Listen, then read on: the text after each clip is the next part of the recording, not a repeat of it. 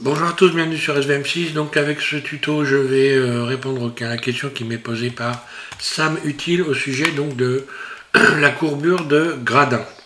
Donc Sam, bonjour, tu as créé donc une portion de gradin et tu as des problèmes pour créer la courbure. Ça ne suit pas le cercle de Bézier correctement. Bon, ton problème il est très simple en réalité, c'est un problème d'axe.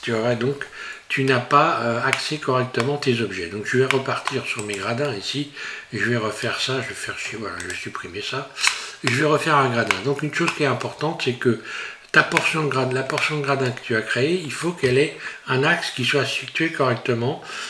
Moi, j'utilise personnellement toujours le centre de la scène pour faire ce genre d'opération. Ça simplifie les choses et ça évite vraiment les erreurs. Donc, tu vas définir ici, en sélectionnant ta portion de gradin, l'origine vers géométrie. Tu cliques dessus, tu vas donc avoir maintenant un axe qui va se situer en plein milieu de tes gradins. Là, je me mets en vue de dessus, par exemple. Ici, je vais ramener mon curseur au centre de la scène, Shift S, voilà, au centre de la scène. Ici, c'est important d'avoir les éléments au centre de la scène. Je pars moi du centre de la scène et comme ça, il n'y a aucune complication.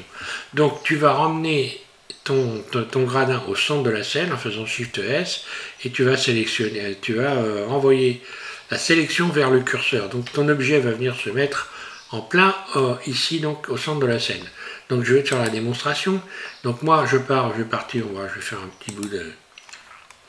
petit bout de gradin très rapide, mode edit, je passe d'un cube, SZ, SX, vue 3, on va faire une portion de gradin, Shift D je duplique, je viens positionner comme ceci, puis Shift R, je réplique ma duplication, je sélectionne tout A, puis je vais faire P.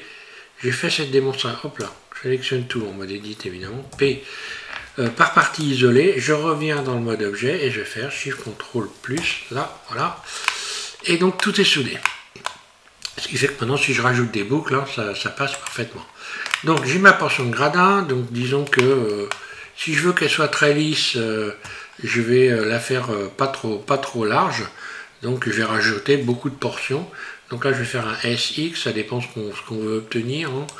Voilà, j'ai ma portion de gradin et je vais donc ajouter, c'est ce que tu as fait, un cercle de Bézier. Voilà, un cercle de Bézier. Hop là, non, cercle ajouté, cercle de Bézier. Là, le cercle de Bézier je l'agrandis en faisant S et je vais projeter ma portion de gradin sur le tour ici. Donc là, la procédure est toujours la même. À partir du moment où tu as axé tes objets correctement, Blender peut se repérer et donc ne commet pas d'erreur. Donc là, tout simplement, je vais aller ajouter mon premier modificateur qui maintenant s'appelle réseau alors qu'avant c'était tableau et je ne sais trop quoi encore en anglais. Donc je clique ici. Je reviens en arrière, pardon. Il faudra sélectionner donc la portion ici. Donc je vais chercher mon tableau. Mon réseau, voilà. Donc j'ai rajouté un élément. Là, je vais en rajouter plusieurs. Donc de manière à avoir une longueur suffisamment importante pour venir faire une courbe autour de mon... Ça, je vais l'agrandir un peu, voilà. Voilà, et donc, bon, peu importe, après on peut rajouter tous les éléments qu'on veut. Ici, je clique sur fusionner pour ne pas avoir de doublon quand je vais donc appliquer le modificateur. Et je vais appliquer le second modificateur ici. Donc le second modificateur c'est courbe, c'est ce que tu as fait. Donc tu retournes ici, tu cliques sur et tu vois, ça se positionne correctement.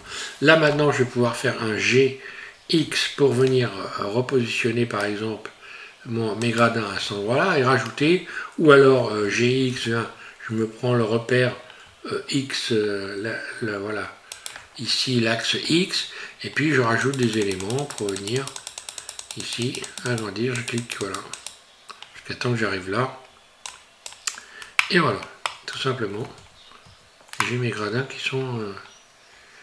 qui sont bien réalisés, j'ai plus qu'à appliquer les éléments, donc toujours dans l'ordre ici, on fait appliquer au premier, appliquer, et on fait appliquer au deuxième, ou alors, ça y est, j'ai perdu le truc, mais bon, on peut tout faire en même temps, hein. Voilà, je les ai... Alors, ce qu'il faut se rappeler, c'est que on a l'axe de rotation de notre... alors ça je peux supprimer, hein. Hop là. je peux supprimer le cercle. Donc l'axe de rotation ici de mes gradins, il se situe à cet endroit-là. Donc là, si je fais un RZ, hein, on voit bien que voilà où se situe l'axe de rotation. Donc il va falloir donner un axe de rotation un axe à tes gradins. Hein. Donc tu vas donc dans objet, définir origine, soit vers géométrie, donc là si je fais un RZ, voilà, l'axe il se situe à cet endroit-là, soit tu passes en mode edit et tu peux parfaitement choisir ton axe de rotation en allant chercher, moi je sais pas moi, voilà, une face ici. Je fais un Shift S pour envoyer le curseur 3D vers la sélection. Donc mon curseur se positionne là. Je repasse en mode objet et je peux ici définir l'origine vers le curseur 3D. Là. Donc l'origine, c'est-à-dire l'axe de rotation, se vient de positionner là où est situé le curseur 3D. Et si je fais un RZ, ben voilà, hein, j'ai modifié donc l'axe de rotation que j'aurais pu mettre n'importe où. Ça c'est important, ça va bien axer ces objets pour ne pas avoir de mauvaises surprises par la suite quand on veut faire ce genre d'opération. En règle générale, c'est l'opération classique. Il y a d'autres façons de procéder. Je prends celle-là parce que c'est celle qui est la plus logique pour avoir quelque chose de, on va dire, assez propre. Hein. D'ailleurs, tout à fait propre même. Hein. Je vais quand même contrôler que j'ai pas de doublon. Hein. Je sélectionne tout. Je vais faire M selon proximité et 0 vertice, donc du fait d'avoir bien coché la case la case qui permet de retirer le doublon. J'ai oublié le nom, mais c'est pas grave. C'est l'âge. On va être indulgent avec moi. Voilà, merci donc à tous de suivre SVM6. Merci Sam pour ta question, ce qui me permet de réexpliquer des choses qui sont qu'on explique depuis très longtemps, mais bon, il y a beaucoup de personnes, beaucoup d'abonnés qui sont nouveaux et qui ont besoin d'apprendre des choses. Voilà, allez, bon courage à toi, amuse-toi bien avec tes gradins.